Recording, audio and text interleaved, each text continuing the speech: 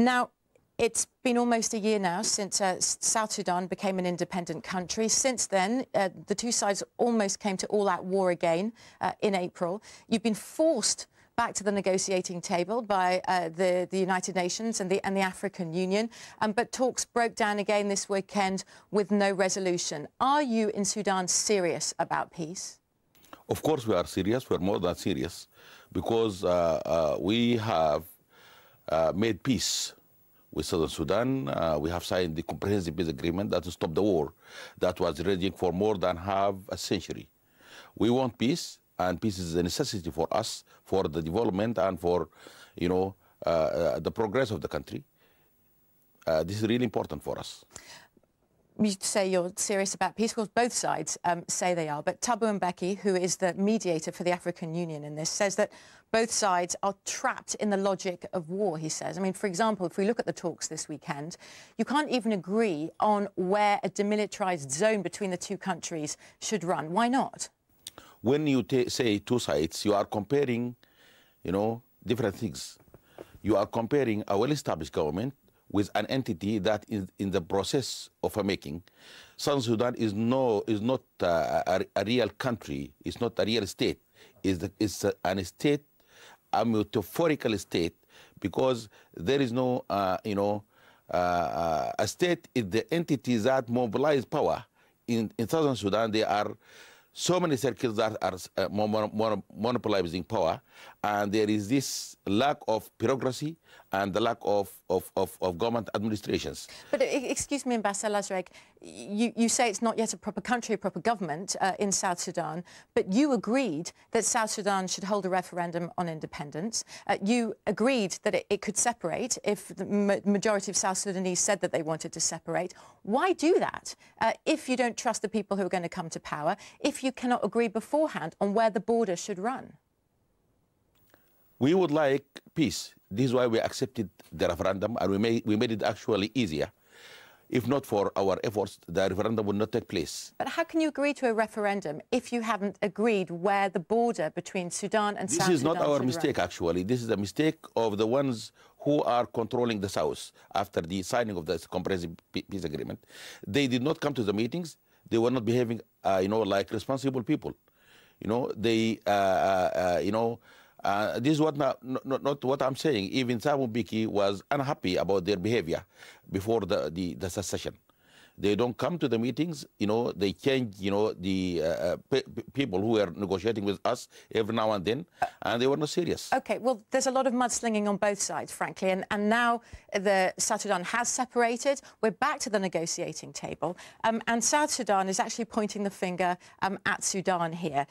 The South Sudanese president, Salva Kiir, says it seems Khartoum is again playing games and is not willing to resolve the border issue through dialogue. The African Union and the UN have given you 3 months to do it, but you're not serious, says Sudan. No, we are very serious. If we are not serious, secession would not take place, and South Sudan will not be an independent country. We are serious. We want peace and stability, because war is not in the benefit of anybody. Fine. If you're serious, though, how do you explain to the South Sudanese comments, for example, by your president, Omar Bashir, who said in April, the South don't understand anything except the language of the gun? And even as negotiations have now restarted, South Sudan accuses the Sudanese army of continuing to bomb areas over the region. Is that peaceful? No. First, when the president said what he said, it was a reaction for the occupation of Higlik. This is a reaction of what happened. It was a stab on the back, and it was also a reaction for so many bad things that Salva Kiir and the others said about the president, our president, and this president, same president, is the one who made peace with the South, and he facilitated the referendum, and he facilitated the process. Excuse me, sir, but what kind of peace is it when you continue to bomb a country? This bombardment is not taking place. It took place during the war when they occupied our area. Okay, so how do you explain then on Friday, this Friday, so just a few days ago, the governor of Northern Bahr el Ghazal said on South Sudan television that the Sudanese army had just been targeting his region on the air and on the ground. That's just a few days ago. We are in hard talk, and this is the program in which, facts has to be said, and there is no diplomacy here. He is lying. I'm sorry to say it, but this is hard talk. This is not a forum for diplomacy. You have to to name names and talk straight, plainly. This is not true at all. They are always playing this role of victims. They are trying to project themselves as an innocent lambs, surrounded by vicious Sudanese wolves. This is not the reality. So are you saying categorically that Sudan has not at all bombed or attacked from the ground over the border in South Sudan since separation almost a year ago? We have attacked, during their occupation of our land in Higlig. We have bombarded their military camps. We did it, yes. What about refugee camps? Allegations No, that this is totally incorrect. This is totally incorrect. We never did it, and this is just a propaganda, war propaganda. Now, South Sudan says you are bombarding and attacking from the ground as well. It is threatening to retaliate. Barnaba Mariel Benjamin, the Minister of Information and Media Affairs, says we will continue to defend our territory. We won't accept Sudan invading our territories to kill our people and destroy their properties, which it says you are. And do you see the prospect of all-out war once again? Number one, we don't have any desire to occupy any, a centimeter from the south. No, it was part of us. If we have this intention, would not allow the referendum to take place. So this is part of the Southern Sudanese propaganda.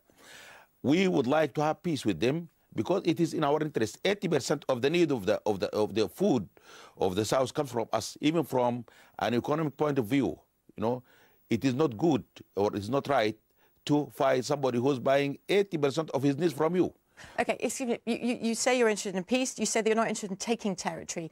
What South Sudan feels is that what you're trying to do is make that new country, in fact, a failed state, and that what Sudan is trying to do is to make trouble in that new country. I'd like to move now to oil revenues. This is another huge area of dispute between Sudan and South Sudan. Again, something that the African Union and the United Nations says you have 3 months to resolve this dispute. Now, if we have a look at it, when South Sudan was created, Sudan lost 75% of its oil revenues.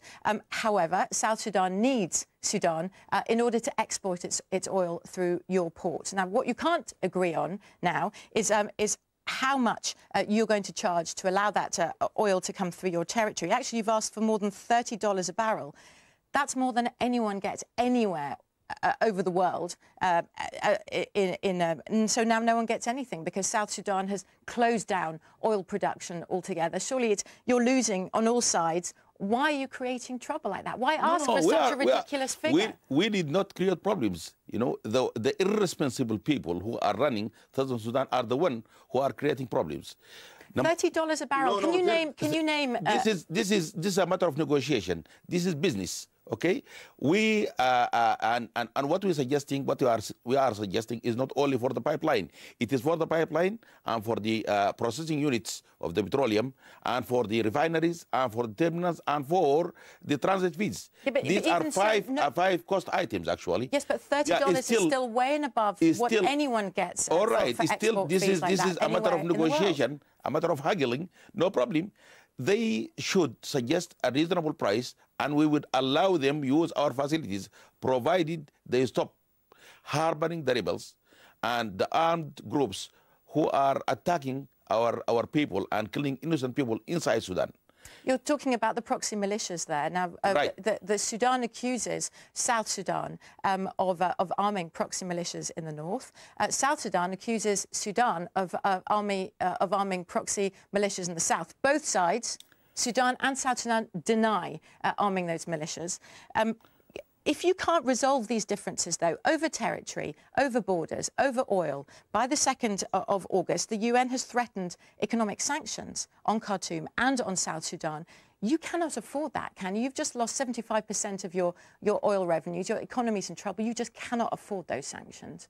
Yeah, but we are resilient and resourceful, Losing petroleum revenues doesn't mean anything. Doesn't mean the collapse of the economy. Surely it's an incentive to talk constructively to South without Sudan. incentives, we would like to reach peace. But give me a party now who is responsible.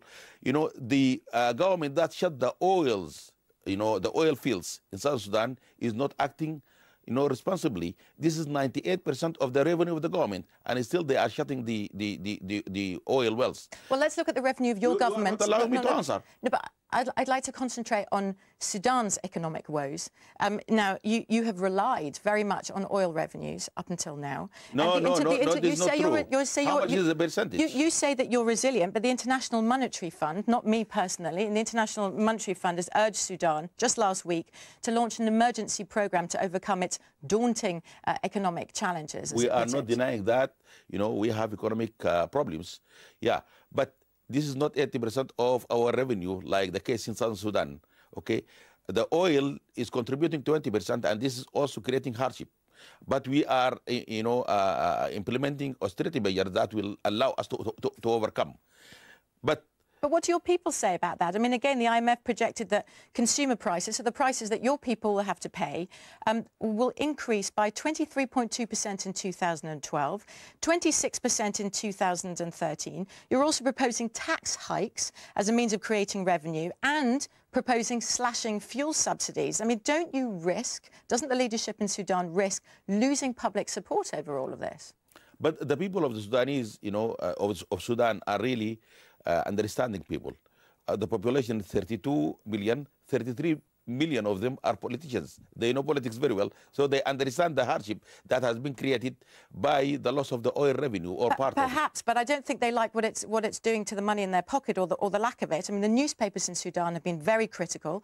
The biggest daily, Al Intibaha, run by a relative of Sudan's president, Bashir, recently wrote, "The government is playing with fire." This is own, analysis doesn't mean necessarily reflecting the reality. We have, by the way, raised the prices, during what was called the Arab Spring. But people did not take to the street because know... You have had small and very violently, very forcefully quelled uprisings. This is not true at all. This is part of the propaganda war against Sudan. We did not quell them. We did not kill anybody. This did not happen. We cannot. The government of Sudan cannot kill its people because if it kills its people, it will lose power tomorrow. OK, well, let's look at Sudan killing its people, killing people inside Sudan. There's conflict inside, not just outside in South Sudan, but inside Sudan, in your border regions of South Kordofan and the Blue Nile as well. Now, the comprehensive peace deal between Sudan and South Sudan from 2005 has left the grievances of these people on the borders there unaddressed. They did fight alongside the South in the civil war. Now they say they're being punished by Khartoum, which is bombing them, not just the rebels, but also their people. How constructive is that? We are not bombing people. It's impossible. Number one. Number two, the reason of the war in South Kordofan is because the leader of the rebellion, Al-Hilo, okay, who was, the governor of that state, did not accept the result of the election, which was credible and free and fair. And this is not what I'm saying. This is what Carter Center is saying. They have observed that election, okay, and they said this is, a fair and honest election. Mr. Hilo did not accept the result, and he resorted to fighting. And this is the reason behind the war in South Kordofan. OK, but you say are you saying here categorically that you are not bombing these regions? We are not bombing our own people. OK, well, according to human rights organisations, you are. The human rights groups Waging Peace, in fact, warns of what it calls ethnic cleansing of the Nuba people in South Kordofan. Now, South Kordofan's governor, Ahmed Haroun, who's already wanted by the International Criminal Court on crimes against humanity in Darfur, was filmed earlier this year, issuing a rallying cry to his troops before they go into rebel areas and saying, you have to hand over the place clean, swept, rubbed, crushed. Don't bring them back alive. We have no space for them. Number one, this ethnic cleansing allegation is baseless. I'm not saying this. So many people, credible personalities have said this is not true.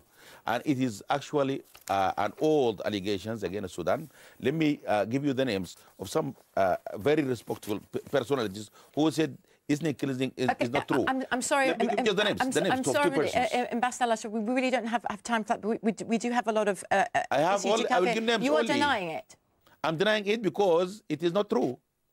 Well, the UN humanitarian coordinator, Ali al-Zatari, has expressed deep concern about Sudan's actions in South Kordofan and North Kordofan. He also emphasised severe food shortages in South Kordofan and Blue Nile.